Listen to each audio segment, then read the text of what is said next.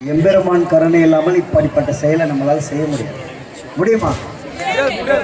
எனக்கு கிடைத்த அடியார்கள் அப்படி அப்படி தீக்குச்சி எடுத்து அங்கே நெருப்பு எரியும். அந்த மாதிரி அடியார்கள் என் கூட இருக்கிறவங்க என்னன்னா இன்னும் சுறுசுறுப்பு, இன்னும் 20-30 நாளாக நம்ம அடியார்களுக்கு போராடுறாங்க. ஆனால் சிறப்பான ஒரு விஷயத்தை செய்துட்டாங்க. இன்னைக்கு ஒரே நாள் திருவாசகம் பண்ண ஐயாவிட்ட போய் மணலி ஆலயத்தில் ஞாபகம் இருக்குங்களா? ஐயா நம்மளுக்கு எப்படி ஆகிட்டார், நம்ம குழுவில் ஒரு ஆளாயிட்டார். அவருக்கு தான் நாம நன்றி சொல்லணும். புரியுதுங்களா? எல்லாம் அவன் செயல்.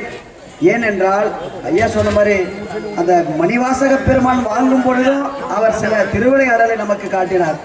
நடராஜரை வாங்கும் பொழுது இப்ப திருவிளையாடல் அவரே காட்டுறார். கண்டிப்பாக இந்த 800 பகுதி வாழ் மக்களுக்கு கோடான கோடி நன்றிகள் நன்றிகள் நன்றிகள்.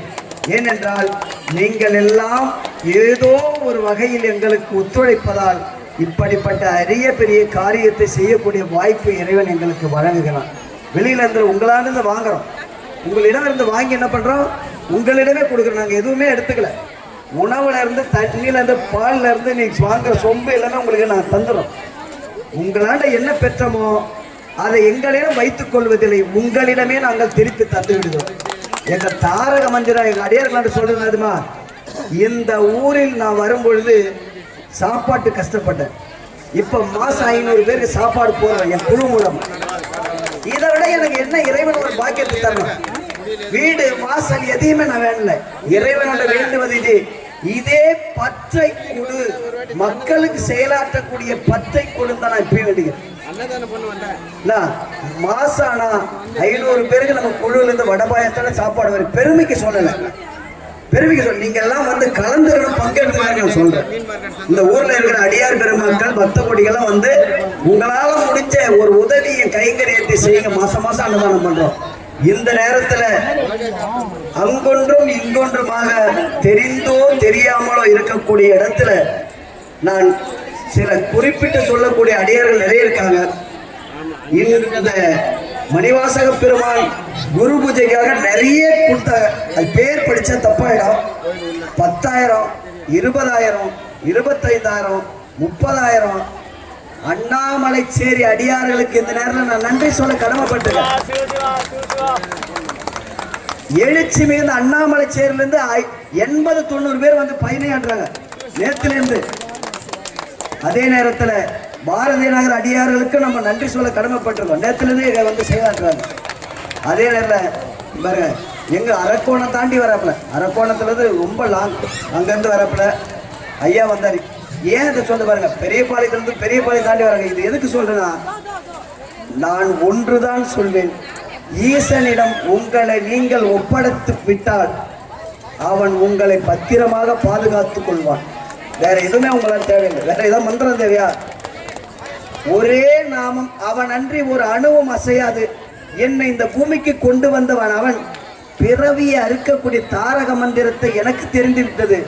நான் அப்படியே செல்லவில்லை, என்னுடன் ஒரு 100 பேரை அந்த மந்திரத்தை தெரிஞ்சவங்க சொல்லி கொடுக்குறேன். அப்பா நம்ம இந்த பூமிக்கு வந்தது பிறவி அறுக்கதான், அதை கத்துக்கணும்னு சொல்லியிருக்கேன். கண்டிப்பா கத்துக்கிட்டீங்கல்ல, ஒரு 10 பேராவது பயன்பெறுவீங்கல்ல. இதை தான் சொல்றேன். கண்டிப்பா இந்த உலகத்துல நம்ம பிறந்திருக்கோம் ஒரே ஒரு பிறவிதான். அடுத்து இருக்கோ இல்லையோ அது அப்பாற்பட்ட விஷயம். இருக்கும் பொழுதே நன்மை செய்யுங்க, பசி ஆற்றுங்க, வாடக்கூடிய உயிர்களுக்கு உதவி செய்யுங்க, ஆன்மீக செய்யுங்க. உழவாரப்பணி நான் சொல்றது என்னன்னா, உழவாரப்பணி மாதத்துல ஒரு நாள் இறைவனுக்கு கோயில்ல புல்ல செதுக்க, குப்பை இல்லைங்க, சிலை கழுவுங்க. நம்ம பணி செய்யறோம், கலந்துக்க. ஏதோ மாசத்துல ஒரு நாள், வருஷத்துல ஒரு நாள் பால் கூட எடுத்துட்டு பாலை ஊத்திட்டு அந்த பால் கொஞ்சம் எடுத்து வாயில போட்டா நம்மளுக்கு சாமி ஒட்டிக்க மாட்டார். நீங்கள் செய்யக்கூடிய கைங்கரியம் இறைவனுக்கு கண், மூக்கு, காது, வாய் எல்லாம் நல்லா கொடுத்துருக்கான். கை காலம் நல்லா கொடுத்தா. நீங்க இந்த பிறவியிலேயே என்ன பண்ணோம், இறை அருளை பெற்ற மாதிரி நீங்கள் எல்லோரும் உழவார திருப்பணி சேர்ந்து செயலாற்ற வேண்டும் என்று கேட்டுக்கொண்டு, இங்கொன்றும் அங்கொன்றும் ஆக நான் கூறினால் அது சில இடர்பாடுகளை உருவாக்கும். ஆதலால் ஒரு மாசம் பௌர்ணமி ஆனா நம்ம அன்னம் போடுறோம். ஐயா சேட்டா இருக்கார், 10 கிலோ அரிசி யாரையும் கேட்க மாட்டார். இப்போ அந்த நேரத்தில் அவர் குறிப்பிடக்கூடாது, ஏன்னா அவருக்கு ஒரு மாதிரி சங்கோஜமாக இருக்கும். ஆனால் சில நேரம் குறிப்பிட்டு ஆகணும். அவங்க தம்பி அப்படிதான். அதே மாதிரி நிறைய அடியார்கள் இருக்காங்க. இந்த நேரில் அதை நான் சொல்லலை. எல்லாம் வல்ல எம்பெருமான் கருணை கொண்டு எங்களிடம் நீங்கள் கொடுப்பதை உங்களிடமே திருப்பி தருவேன். இது சத்தியம், சத்தியம்.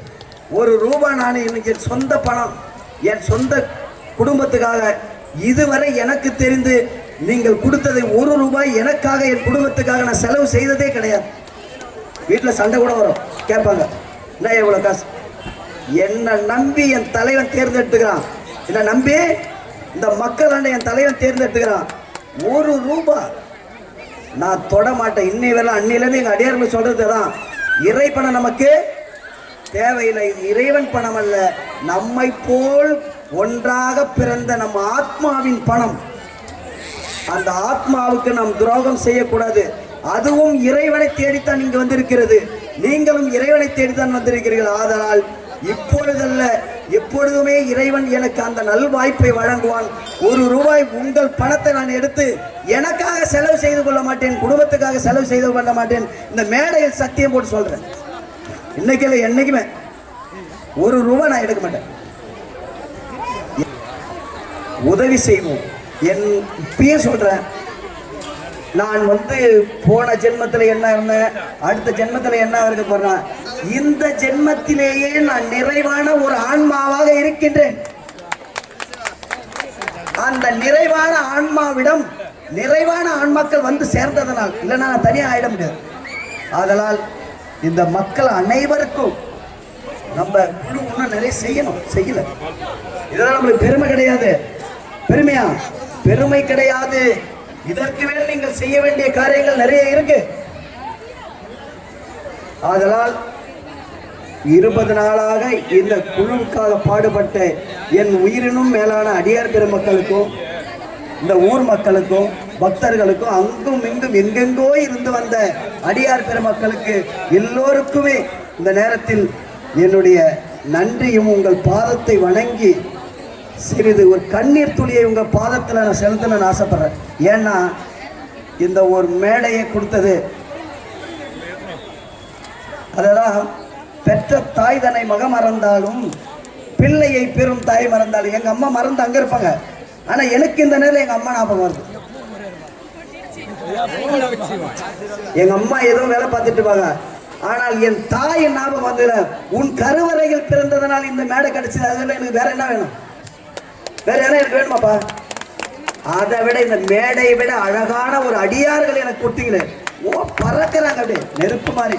அங்கே பாருங்க, என்னென்ன மக்கள் எனக்கு கொஞ்சம் இன்னும் அது அமைதியாக பண்ணிருந்தீங்கன்னா இன்னும் சிறப்பாக இருந்திருக்கும், சந்தோஷப்பட்டுக்கலாம். இருக்கட்டும், நீங்களும் மாறுவீங்க, பக்தர்களாக இருக்கிறீங்க, ஓடிதான் பார்ப்பீங்க. அடியார்களை மாறும்போது உங்களுக்கு இந்த பொறுமை வந்துடும். அதனால் உங்கள் அனைவருக்கும் நன்றி, நன்றி, நன்றி, நன்றி. இப்போது மீண்டும் நம்ம அடியார் மக்கள் திருவாசகம் முற்றுதல் செய்வார்கள். எடுத்து சிறப்பாக நடத்தி தந்த திருக்கல்யாண செலவு மொத்தமே எத்தின ஜானகி அவர்களுக்கு இந்த நேரம் ஒரு கண்டிப்பாக ஒரு நன்றியை பாராட்டிய சொல்லுவோம். ஏன்னா இந்த திருமண வைபவம் அனைத்தையும் அது செலவில் இருந்து எல்லாத்தையும் செய்து வச்சிருக்கு. உண்மையிலேயே இந்த நேரம் நம்ம நன்றி கூறணும். அவ்வளோதான். அதே மாதிரி நம்மளெல்லாம் ஆண்டு கொண்ட அந்த அடியார் பெருமக்களுக்கு நம்ம நன்றி சொல்லணும். நன்றி, நன்றி, நன்றி.